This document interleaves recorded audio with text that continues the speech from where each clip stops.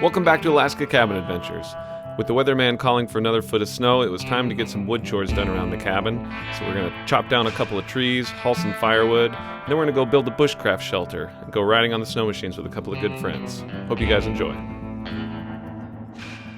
Well, as you can see, my wood cache here in the cabin is running really low, so I think I'm going to head over to the wood lot, get a bunch of new pieces of spruce and birch, and tow them over with the sled and restock this thing. I'm definitely not going to have enough firewood to get through the winter with what I have already, so I'm probably going to have to get the chainsaw out and drop a couple of dead trees this weekend. Problem is there's about 5 feet of snow on the ground, and another foot is coming today. So hauling a whole bunch of trees around when it's that deep of snow is really, really hard work. So I'll probably drop some smaller spruce trees.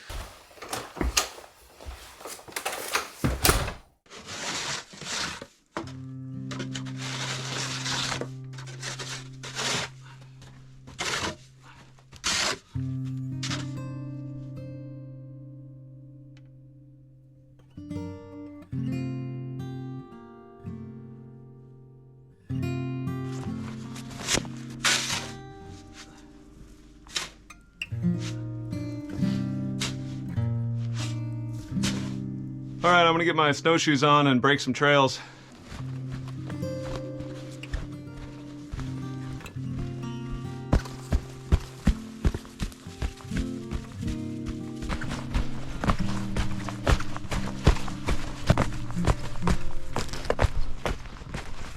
I usually go back and forth on the trails about 3-4 times with the snowshoes and then let it set up, and that usually leaves a pretty good trail.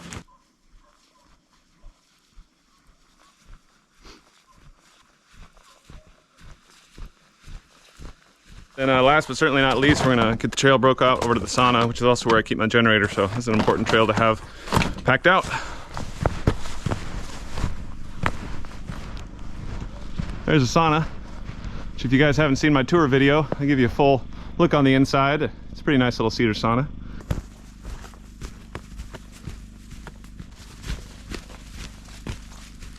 Well guys, this is my wood lot, and as you can see, it's running pretty low by Alaska standards to only be into February. I've still got, you know, probably a solid couple weeks of wood here. Definitely gonna run out this winter before it's all said and done. Anyway, I'm gonna drag over my little tow behind sled, haul up some of these dried spruce and birch rounds, and head them on over to the cabin.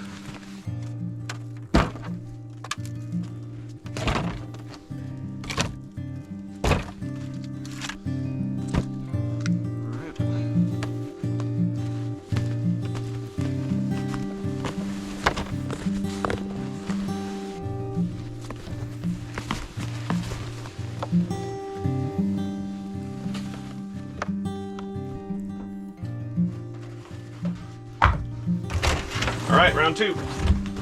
All right, so my buddy from Truck House Life just showed up, and there's a moose in my driveway. So now we're kind of pinned between the two. Bit of a stalemate here. Looks like he's coming my way. So I'm gonna get ready to get behind a tree just in case this moose is pissed off. Best way to avoid a moose that's charging is to get behind a tree. They can't corner very well. So if you can get behind a tree, that'll help you out.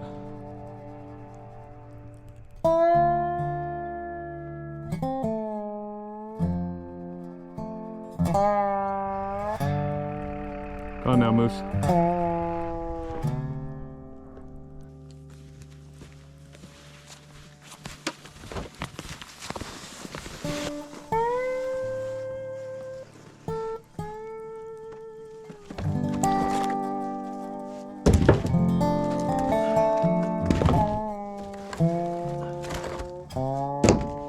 I tell you guys what, I'm not a strong man by any means. You wouldn't look at me and have the word muscle come to mind. But being out, working for your heat, it's just a phenomenal feeling. I never felt better as when I get out and really do some back-breaking work around the cabin, whether it's shuffling or digging snow, moving firewood, building. You sort of hit a rhythm and you just start feeling great. I have a lot of back problems, and I realize it's from sitting on my butt all the time. When I'm out here shoveling and working, using my back a lot, all of a sudden my back problems just vanish. When I was doing all that serious shoveling earlier in the season in my other videos, my back felt great for the first time in a long time. And so it was a real eye-opener to me that living a sedentary lifestyle is way more painful than getting out and doing stuff. So it just feels so much better to use your body to do stuff. And not only that, it's quieter and less things break, and you just feel like more in tune with the whole reason that you're out here in the first place, which is to just be in the quiet of the woods. So how about it, folks? Timmy Johnson himself helping haul some firewood in. This is all fake. How about that? It's all fake. First time. Wood's fake. I've ever seen it. Fake.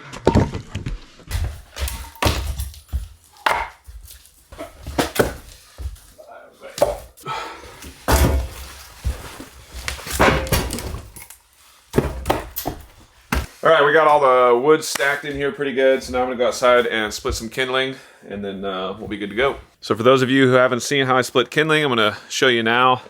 Instead of holding the wood and swinging at it with a hatchet or an axe, I actually have this cool upside down sharp wedge that is mounted on a stump, and then I just take my kindling piece, hold it on that, and then take a hammer and hit down on it.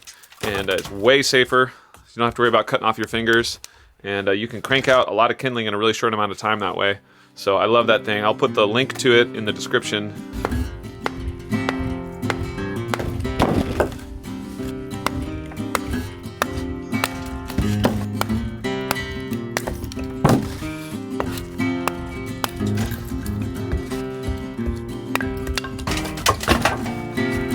And just like that, you got a bucket full of kindling.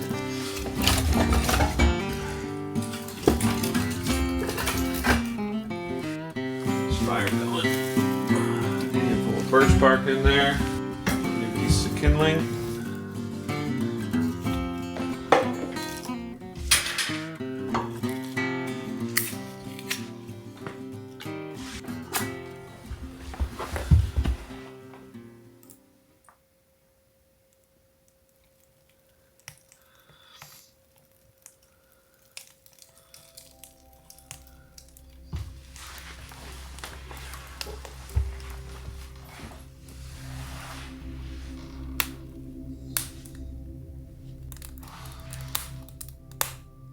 A lot of you guys were wondering what kind of wood stove this is, and it's a Drolet brand, spelled D-R-O-L-E-T. The model is called an El Dorado, which I'm pretty sure they don't make anymore, but Drolet probably has some kind of replacement model that's similar to it, but there's similar ones out there. It has the built-in heat shield, so 6 inches, clearance to combustibles rating for the back side of it, and then a little bit more for the other sides, but that's what allows it to get so close to the wall without having to have a heat shield or anything like that. It's actually like totally safe and legit to have this close, so it's a really great stove and really efficient.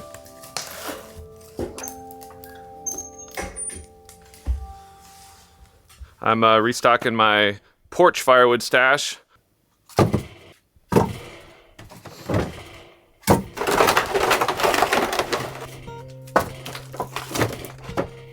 Me and Louisa cut this birch tree down 2 years ago in the dead of winter when it hadn't sapped yet. So if you cut these birch trees in the spring, they will have already sapped, which basically means that they're starting to pull moisture up through the trunks. And they're a lot more wet if you wait till they sap. If you cut them when it's super cold, all the moisture is out of the tree already, at least most of it, and they dry a lot quicker. So this is nice dry birch. All right, let's go get some more.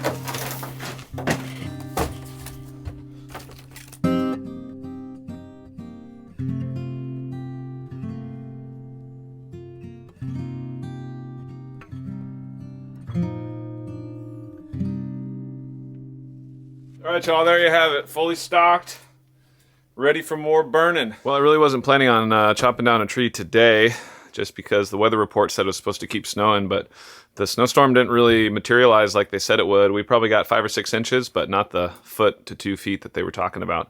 So anyway, I think I'm gonna take the opportunity with the sunshine to drop a tree right now. It's just kind of hard to relax knowing that the wood stash is empty. So anyway, let's get to work. So the first thing I'm going to do is tighten up the chain on my Stihl chainsaw. It's too loose. You can tell if you pull on the chain, you should only be able to have the bottom part of those teeth that go into the bar flush with it. And you can see they pull quite a bit farther than that. So it's one to about there at full tension. So that's too loose. So what you do is you take your tool for this. There's a nut here. You can just loosen that. And then there's a little tightening thing that you put your tool into here. Twist it, tighten it up a little bit, check it. That's about good. And then tighten that nut back down. And there we go. Just like that. Nice tension on the chain now.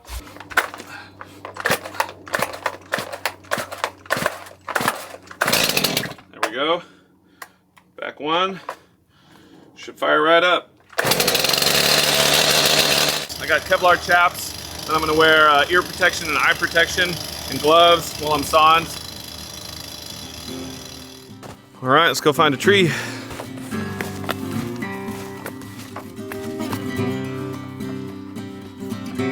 All right, I think I've got a tree picked out that I want to take. We're gonna do this spruce right here. The reason I'm picking this one is that it's not far from the cabin. It's nice and straight. The base of it is only about, maybe about 10 inches or so. And so that'll make for not super heavy logs. And the other thing that's nice about it is that this is a beetle kill spruce. Bark beetles have come in and killed a lot of the spruce trees in this area. And so the ones that aren't dead, I for sure don't cut down because there's very few left. But this one's dead, which means that it will be dry already, or at least relatively dry. And I'm gonna show you how I cut down trees.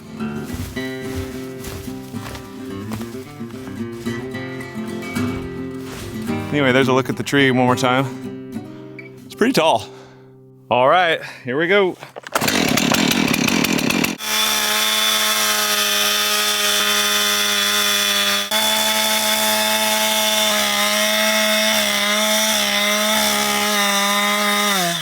So you do a notch at the bottom, and you want this notch facing the direction that the tree is gonna fall. And what's cool is actually on the chainsaw there's a line, and if you look at that line and point the line where you want to go while you do your notch, it'll actually point right at it. So the point of this notch is that when the tree falls, it goes in the direction of it and can close on it, so it has somewhere to go. The other important part of a notch like this is what's called the hinge, or the holding wood, which is going to be the little area of wood right here that I'm going to back cut up to. That hinge will act as the point that holds while the tree falls until it finally breaks as it goes over. So then my back cut, which I'm going to do up here, is going to come in just above the bottom of my hinge.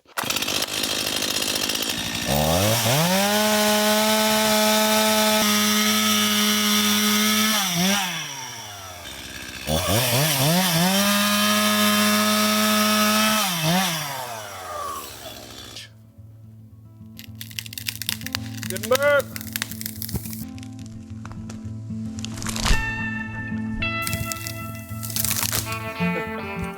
Well, all right. I'm no lumberjack, but I think that went about as good as it possibly could have. Woohoo!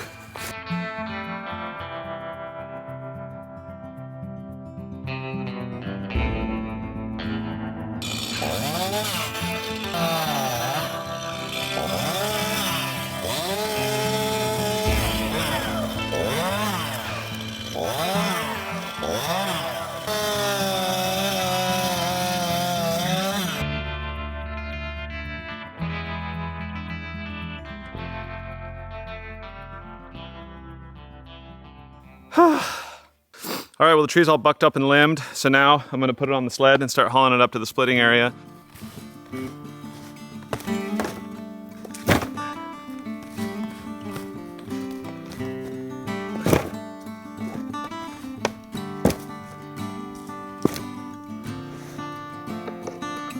All right, here we go. Oh yeah.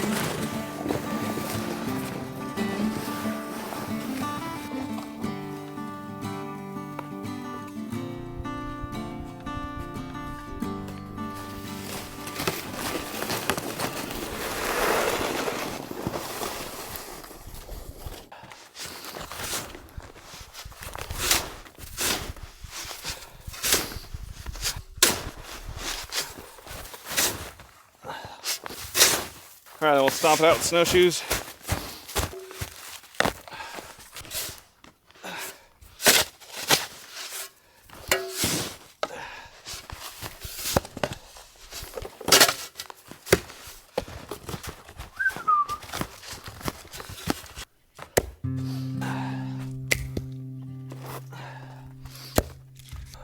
All right, gonna go get some more.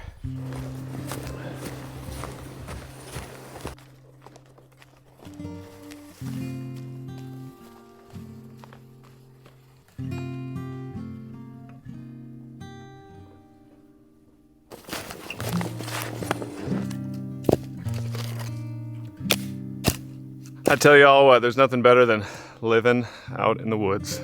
Hard to beat.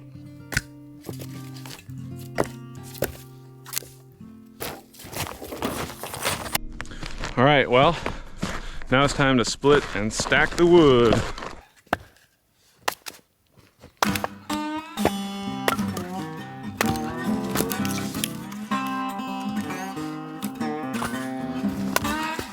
I love splitting wood.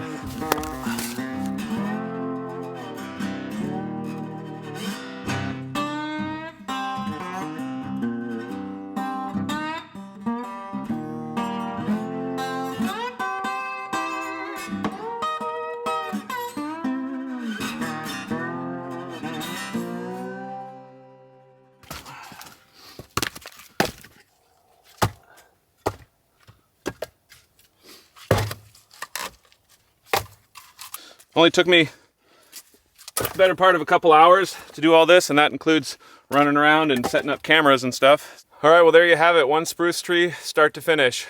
Got about 3 more months of wood burning season. Let's see, we're in February right now, so we have March and April and May. I'll be looking forward to the summer months. Life gets a little bit easier, do a lot more fishing, but also that's when we start building. Anyway, I'm gonna go cook some dinner. I'm exhausted.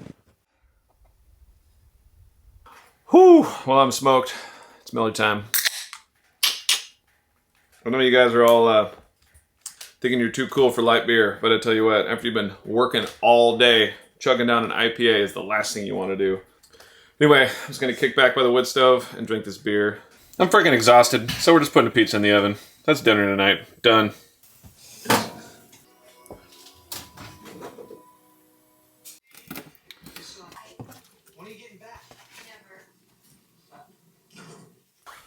All right, y'all, me and Timmy are all packed up. We're gonna head off into the woods, build a survival shelter, and camp out in the snow tonight.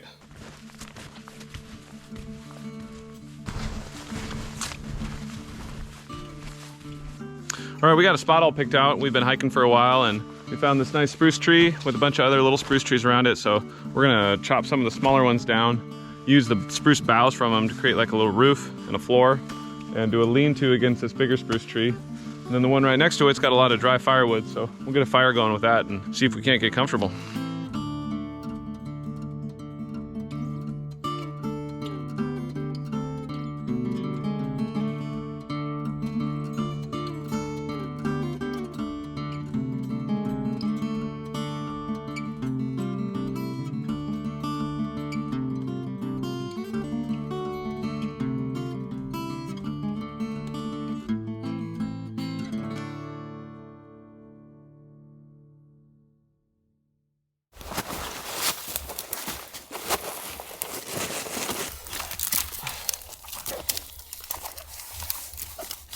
You tore some birch bark up a tree?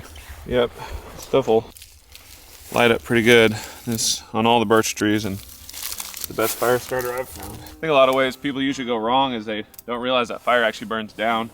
I mean, the flames come up, but it eats its way down, so you want to have wood at the bottom of it.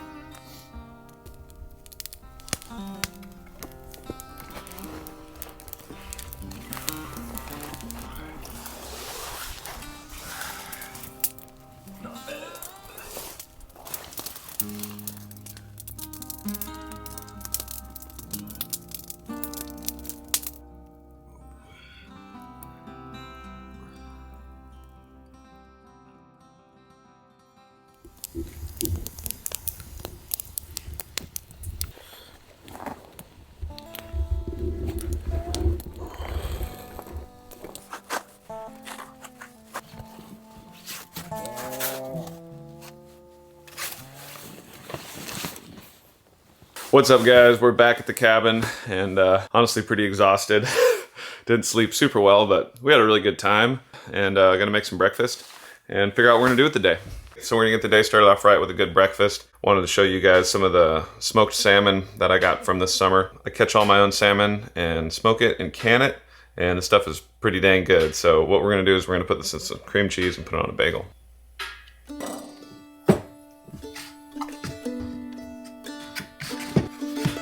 This batch I actually caught 2 summers ago down on the Kenai River. We go down in the summer months and dip net down on the beach. After you've smoked it and canned it, even the skin is really good for eating. So it makes this really nice cream cheese spread.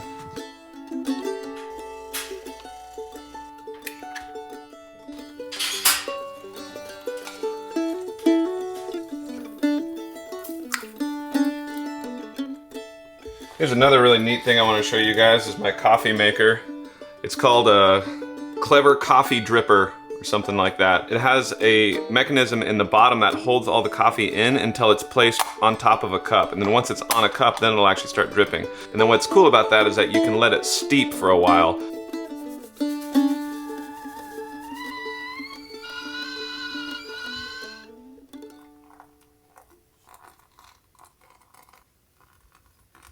All right, we'll let that sit for a few minutes.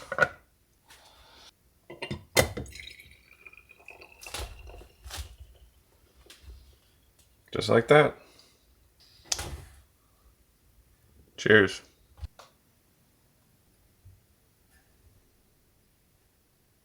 All right, we're all loaded up. We're gonna hop in the car and head to the mountains. So in case you guys missed it, I'm gonna show you all my buddy's truck camper.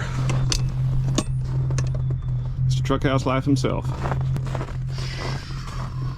Today we're gonna go riding with my buddy Chad.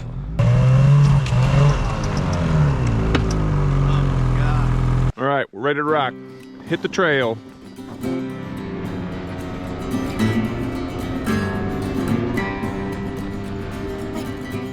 Well, the weatherman was wrong again. Drove 20 miles out to the mountains and it is a whiteout. Can't see anything, so we're gonna turn around and go back. All right, back where we belong. Going for a Snowmachine ride from the cabin. It's one of the cool things about the cabin is we can just leave from here and go get in some powder. It's gonna be fun.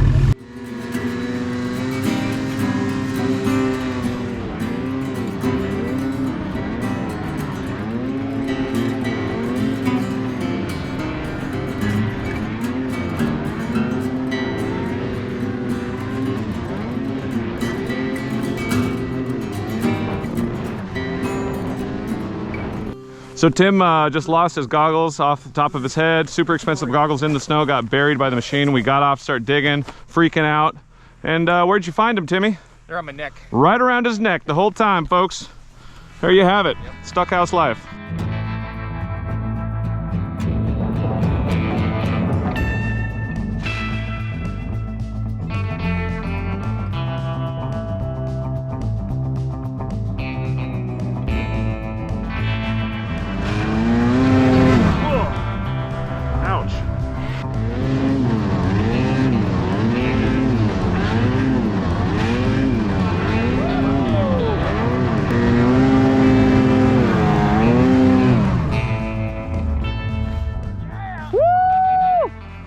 Well, after a failed mission out to the mountains by Denali, we just rode in the swamps back here by the cabin, and it's pretty good, man. We got like 5 feet of just untouched powder, beautiful sunshine, good friends, good times. This is what it's all about. This is why I got a cabin in Alaska, because we just get to come out here and have a great time. All right, well, it's pretty much dark and we're exhausted, so we're gonna hit the trail back to the cabin, go warm up and eat some dinner. I'm tired. I'm going to bed.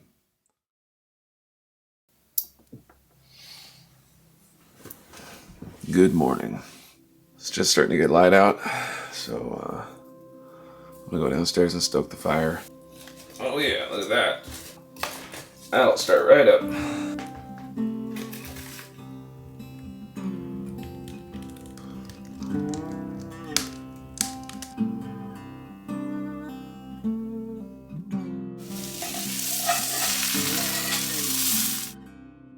Well, all my friends just packed up and headed out, so it's just me out here again.